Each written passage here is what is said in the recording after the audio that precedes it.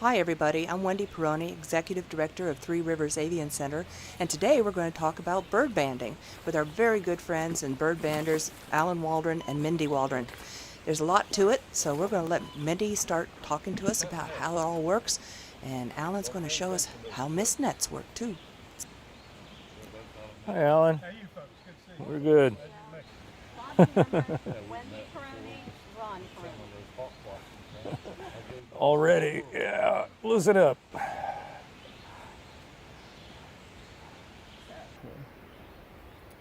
Okay. So, Net one, not paying attention. okay. We are banding birds today at our MAP station. And MAP stands for Monitoring Avian Productivity and Survivorship. And it is under the jurisdiction of the Institute of Bird Populations. And here, do this one and I'll talk. And this is our Sandstone Map Station. And the Sandstone Map Station was started in 1996 by ornithologist Ron Canterbury. And when he left the area, then the operation of the station changed to Allan Waldron. And the station is one of the longest running map stations in the United States. And there are map stations all over North America, in the United States, in Central and South Central America, and up in Canada. And the idea of a map station is to monitor the productivity. Are birds reproducing, what their populations are, and are they surviving? And banding is the best way to monitor that and to realize that.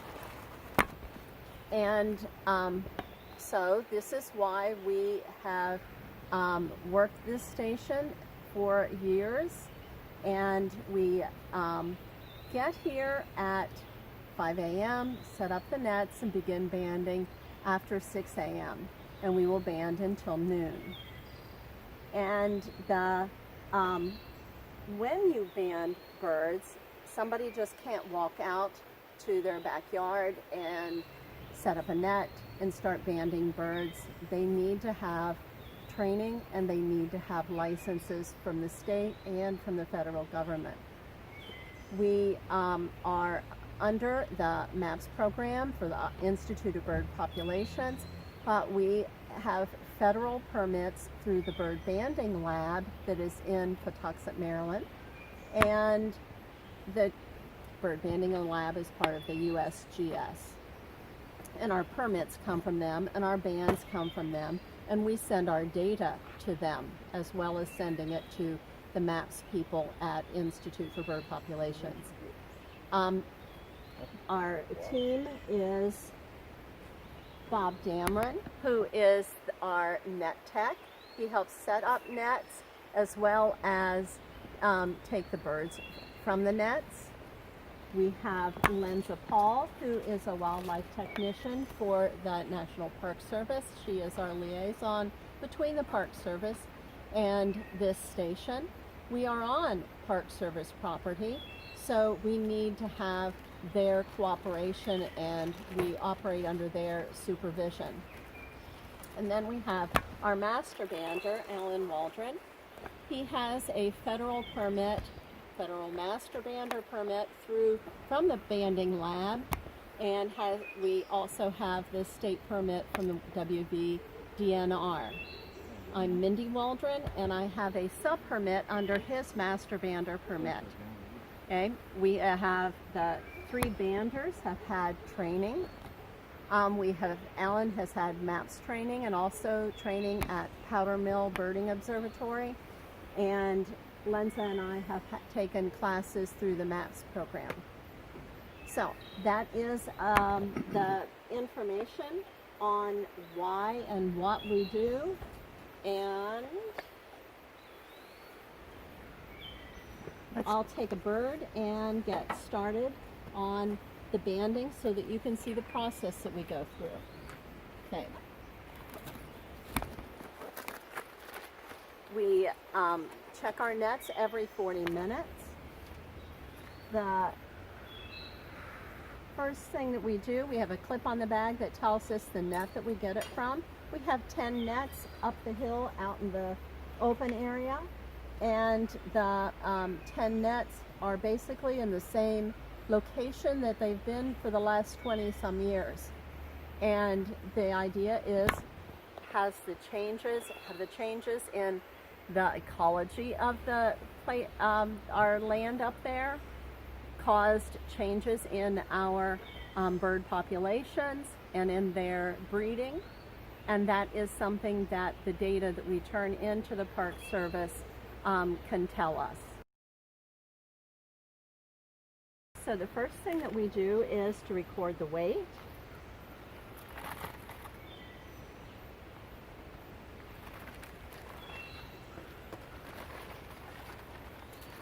Going to, yes sir.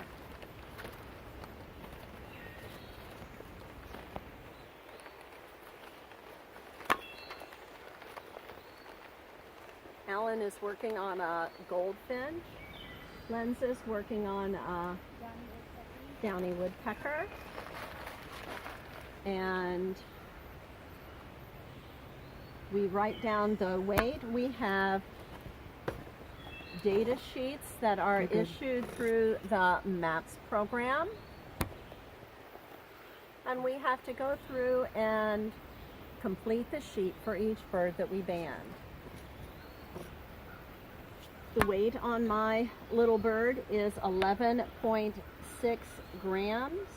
I write down the date and the time that we banded the bird and the net that we have. I look at the bird and identify the bird as, again, same as Alan, an American goldfinch.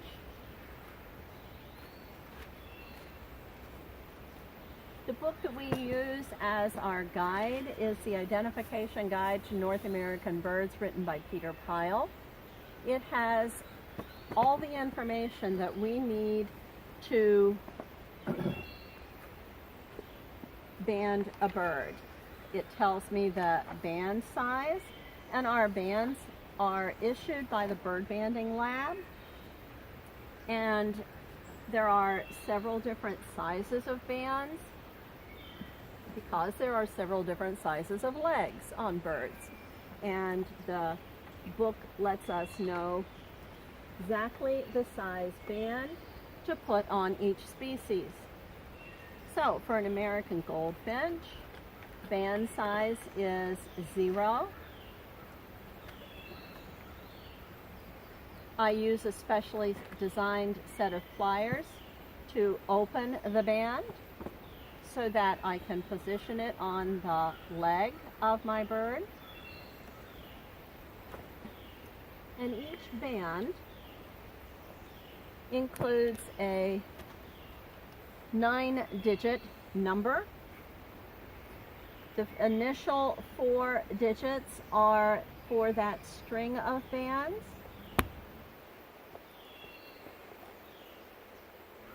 The last 5 digits are an individual number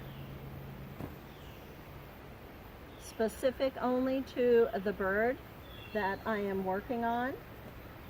This bird's band number is 2780-03192.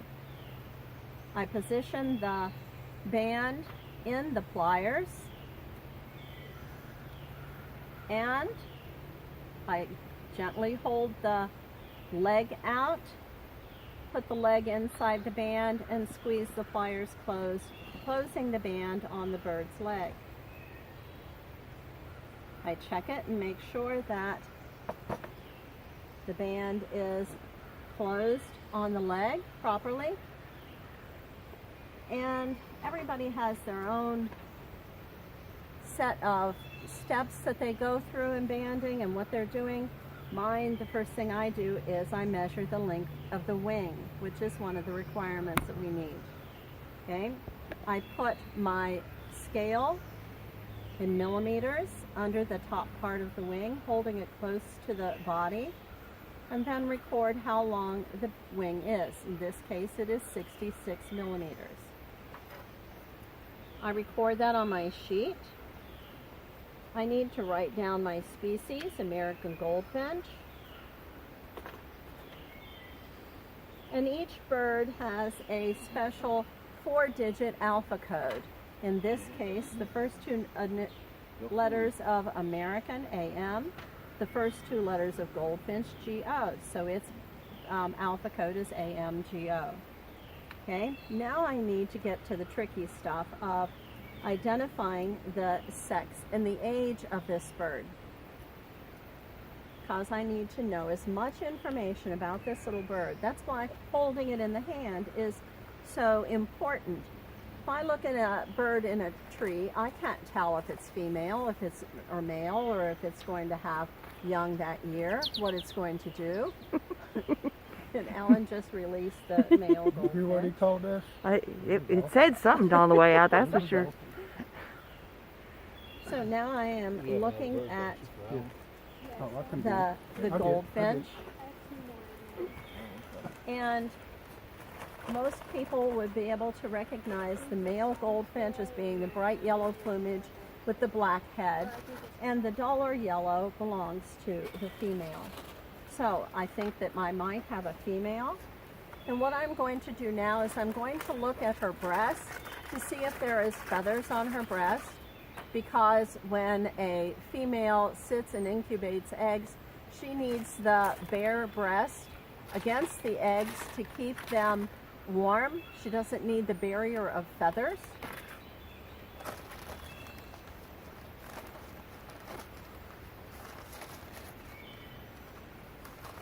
Her breast is starting to molt those feathers and become a bare breast. Goldfinch breed later in the summer, so she's just sort of starting into her breeding brood patch.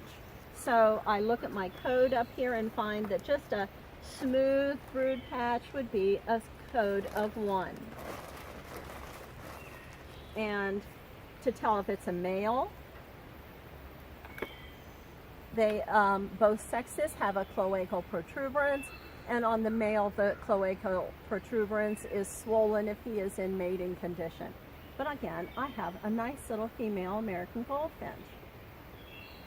So I am going to look at her skull to decide whether or not she is a bird that has hatched this year, or if she is a bird that has hatched like last year. Is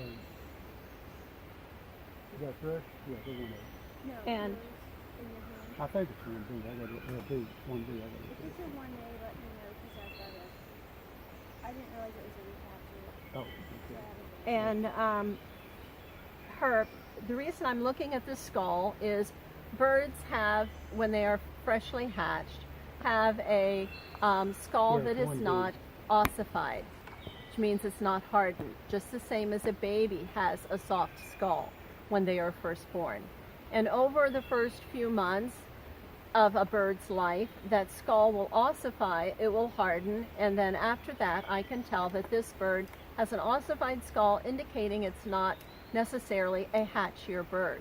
And I can tell that by looking at the skull and seeing nice little dots, and looking under the skin, which is very thin, and I can find those little dots are the struts, the supports in the skull under the skin that will allow, well, there's just a gap between the 2 layers of bone in the skull. I see that this bird has a fully ossified skull. I write that down. Okay, now I need to figure out, oh, what? Okay, I'm hurrying. Now I need to figure out if it is doing any changing of its feathers, any molting, and how old is it? And we can tell how old it is by the molt. Okay, so I look at this bird and I can see Maybe I go that way. that there are differences in the feathers. I can see that these coverts here are black and white, and the ones next to it are more brown and gray. The primary coverts, and these are the primary feathers, and these are the secondary flight feathers. Okay, so I can look, and then back here are the three little turds, and I can see that there's a difference in those feathers. I look for wear on the rect, the tail feathers, and I look for wear on the flight feathers, the edges of the flight feathers. So I'm looking for that information, and that will tell me part of how old this bird is. Okay, I think it is in the second year because of the molt that I see in those feathers and in the median coverts above. Okay, so I can tell that how old it is, and that helps me to know about this bird, which is the important data that I'm collecting on this bird. Okay, so I'm finished recording and working on this bird, and it's banded. I've written down the number, and I'm preparing to let it go. All right. And there it goes. Bless its little heart. The nets are checked every 40 minutes. It's time for them to head out and go check them now. So Mindy and I will stay back here, and these guys are going to go find the mist nets and see if there's any birds. Of course, we band them and of course identify them and all that, but we also, as we're walking around, we identify everything, every bird we hear and see, Right. and try to pin it down as to the breeding or not. They're all right, that one, warbling vireo down Yeah, there. I just heard that. You kind of wake up through the day and pick up this. This is net 2. We do very well in this net. Nobody here? No, we don't have any in this one. Nets are 12 meters long, 2 to 2.5 meters wide. Right. And It's hard to see them. 1, 2, 3, 4 flights. And they come along and fall right in there, just like that. It's almost invisible to the camera. Yeah, it is. It's So amazing. that's kind of how it works. Yeah. All right, we'll get on around. We'll kind of get through it quick as we can, because 40 minutes goes fast. We have a lull in our banding. Not every run produces birds for us, and this is one of the times when we're without birds. So I thought I would cover the subject of bird conservation. And what's really, really good, and the good data that we get from this, is when we get a recapture. And recapture is the bird is already banded. We look at that information, write down the band number, and then we can go through our paperwork that we have, and we have our records on a computer all the way back from 1996, so we can check and see if we are lucky enough to have banded that bird here.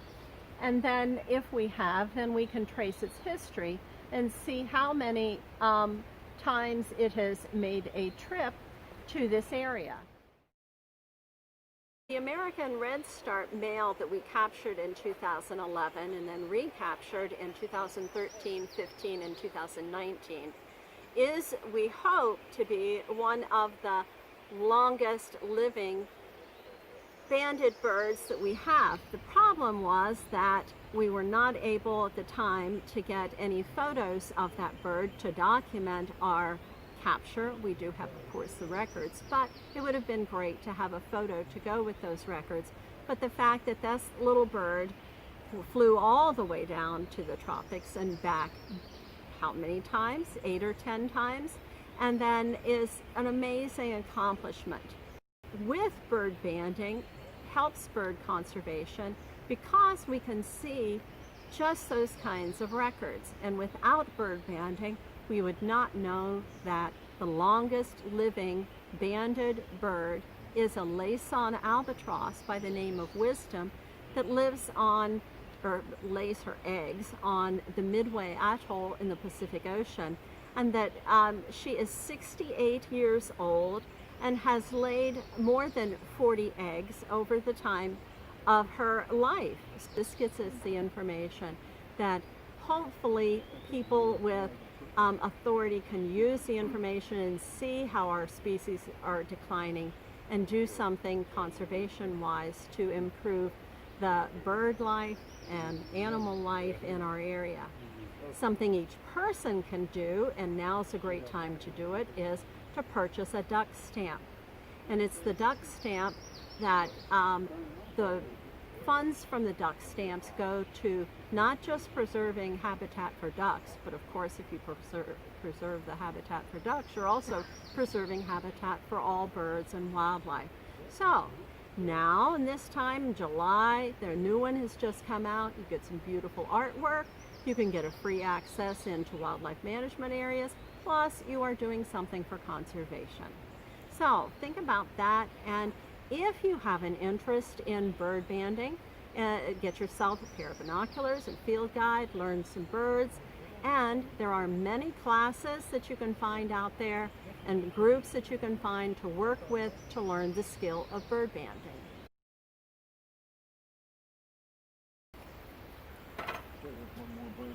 We do have more birds? Okay.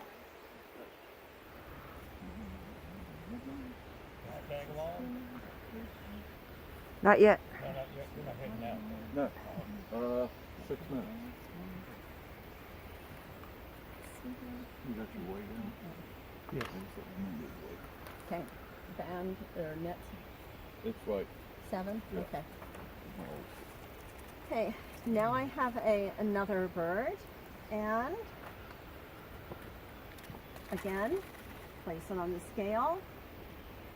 And this time Alan's working with a song sparrow, and Lenza had I had a wood duck. the weight is 12.7. Again, this is the same 640 run, and this bird came out of net number 7. Okay, I identify this bird as a worm-eating warbler. I got it from over here. I'm proud of you. Good job. Okay, so one of our nice little birds that we get here, and I'm going to look up worm-eating warbler. And this book is really an amazing book because the author has taken a lot of information on the species and helps us to know about the molt that the bird goes through, when it goes through. Changing feathers, it's not something that each bird or all birds do at the same time. And a lot of your birds, especially warblers, after they're hatched, they get their juvenile feathers and then they're in the nest for maybe a month, but in that month they will change from their juvenile, some of their flight feathers and coverts will change into their formative feathers. So they do a lot of growth and changing without even leaving the nest for the first time. So I find that a worm-eating warbler takes band size 1. And again, I find the band on my string of bands.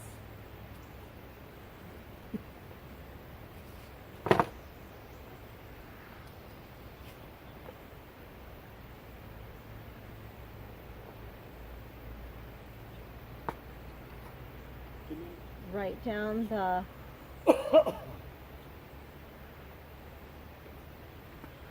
the 9-digit band number. Again, put it in the pliers. I band on the right leg. So I hold the leg, support the leg as I am placing the band on its leg. Check to make sure that the pliers closed correctly on the leg. Yeah, good. Yeah. I write down the species, worm-eating warbler.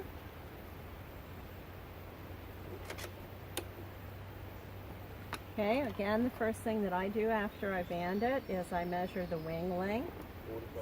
Hold the rule under its wing. I don't mash down on the wing, but hold it gently. And I have a wing length of 6'3". Oh, what? Okay. Again, I'm going to determine